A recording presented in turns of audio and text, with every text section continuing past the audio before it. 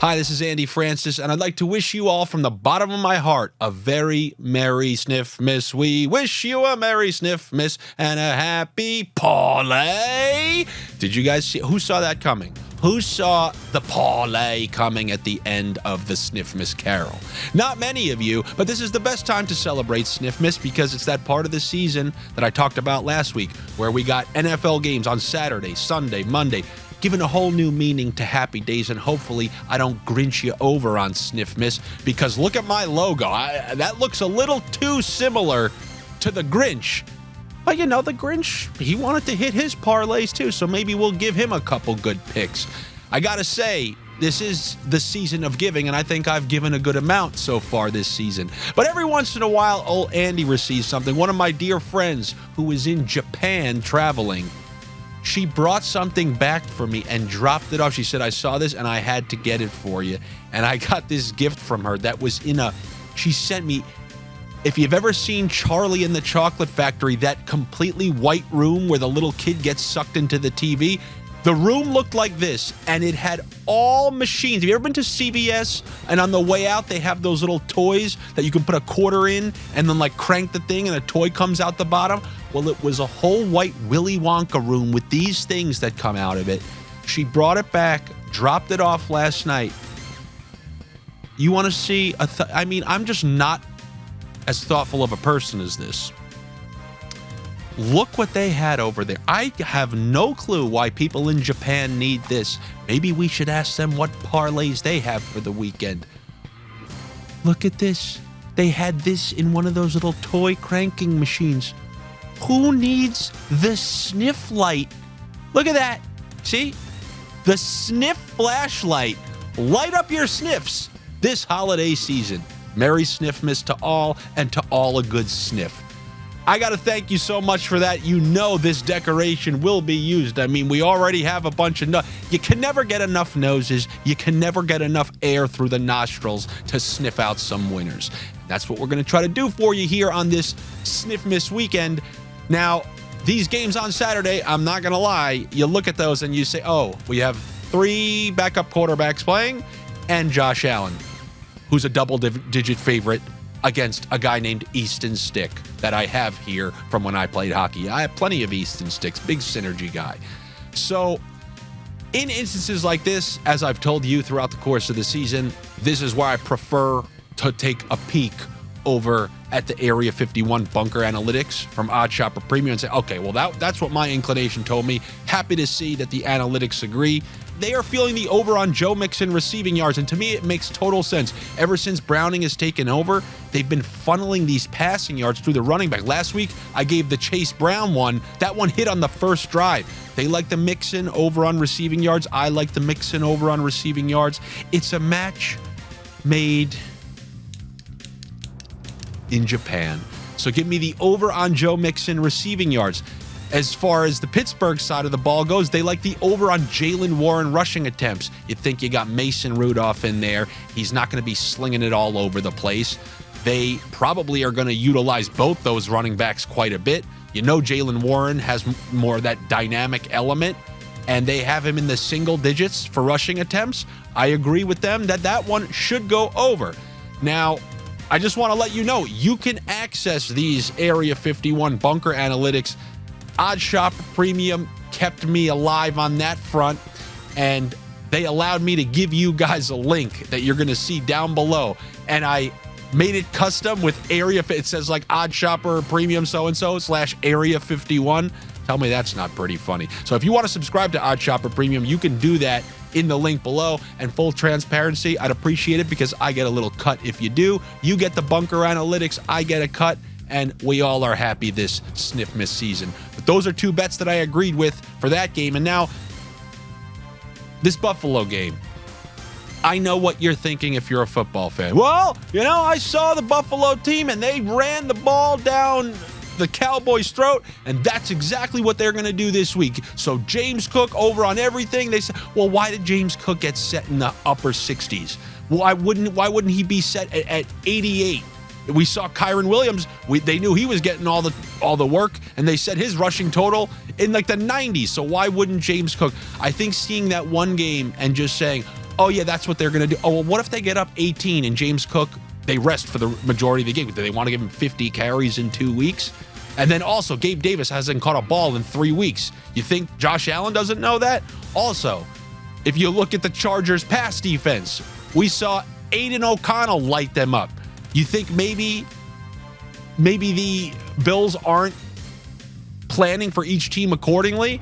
Is it going to be smart to do the Chargers a favor and run the ball all the time when their pass defense is just hemorrhaging passing yards? So don't think you know it all. But one thing that I kind of like in this game is the Austin Eckler under on rushing attempts. We already have seen now that Keenan Allen's out. They're mathematically eliminated from the playoffs. Why are you pushing your veterans to get snaps? We saw last week they rotated 3 running backs, and I believe I saw his rushing attempts at like 10.5. In a game they'll probably be trailing by double digits, which means why are you running all the time?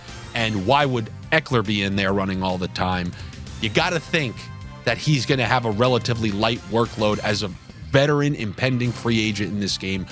I'm going to take a calculated sniff on the under for Austin Eckler. If you do like James Cook, good news for you. Area 51 Bunker Analytics like the over on his receiving yards. Ever since the new offensive coordinator has taken over, go look at his receiving yards and catches per game. Through the roof. So they clearly have put an emphasis on getting James Cook the ball. Last week you saw it a ton on the ground, but the couple weeks before that you saw it a lot through the air. So they like that once again. I can't say I hate that whatsoever. So those are a couple bets for those Saturday games. Now looking at Sunday, I'm going to start you with my 2 favorites. Number 1, we just got word that Trevor Lawrence cleared concussion protocol. Now think of his pass catchers and what has happened to him. There's going to be no Christian Kirk. We're 90% certain there's going to be no Zay Jones. They're going to be going up against a team who you can throw against. And Calvin Ridley had a ton of targets last week, wasn't able to convert that into a big game. But that was the Ravens, a tough team to play. I mean, just on targets and volume alone, him and Evan Ingram, but specifically Ridley, I saw him in the 50s. I have to go over on that. He's cashed for us many times this year, and I obviously will flirt with some overs if I'm building a crazy plus money Pirates Merry Sniffmas parlay. I'm okay with the over on Ingram as well, but I really like the over on Calvin Ridley receiving yards. We also heard that Zach Moss isn't going to be playing against the Atlanta Falcons. And what does that mean? It means a lot because Jonathan Taylor was a full participant in practice all week. Not like, oh, he was 50-50 coming off the surgery. He looks healthy and ready to go. And if you're going to tell me that, and you're going to leave his total in the 60s, knowing that they are happy to ride a running back into the ground. We've seen that with Taylor in the past. We've seen that with Zach Moss these last couple of weeks. You take Moss out, replace him with Taylor. We've seen what Taylor can do with a big workload. I'm absolutely going to take the over on Jonathan Taylor's rushing yards. So those are probably my 2 favorites on the day. Then I want to look at that Cowboys game. It's weird with these Cowboys, right? On the road, they tend to throw up their stinkers on the road when they play quality teams, but these are 2 teams fighting off those reputations of not being able to perform against upper echelon opponents. These are 2 teams. The Bills Smacked Us Bowl. That's going to be the name of this one. Now, the big difference is the defensive line and the defense in general on the Dolphins has played great ever since Jalen Ramsey came back. Then on the flip side, I believe the Cowboys are going to be short minimum 1, I think maybe 2 offensive linemen. And you saw how they play on the road. But, this is a theoretical chokers fest. I'm veering towards Miami, but look how Dallas was attacked last week on the ground. And to me, there's going to be plenty of opportunity for Mostert and A-Chain to really tear them up. The thing about A-Chain is he's getting a ton of use in the passing game as well. Like his receptions are set to 3.5 in this, and Mostert's only set to 1.5. So what I'm going to strategically do, because we know he has massive home run potential, I'm going to take the rushing and receiving over on Devon A-Chain, and then I'm going to take the plus money one, 100+ yards, rushing, receiving for Devon A-Chain, because as you saw with the Bills in the second half, if you continue to pump them, you are really going to gash them in that second half. And Mostert is 31. And I think the more that they get, if they happen to get up, it's just going to be more A-Chain, and he has that home run potential. And you saw what Cook did to that run defense.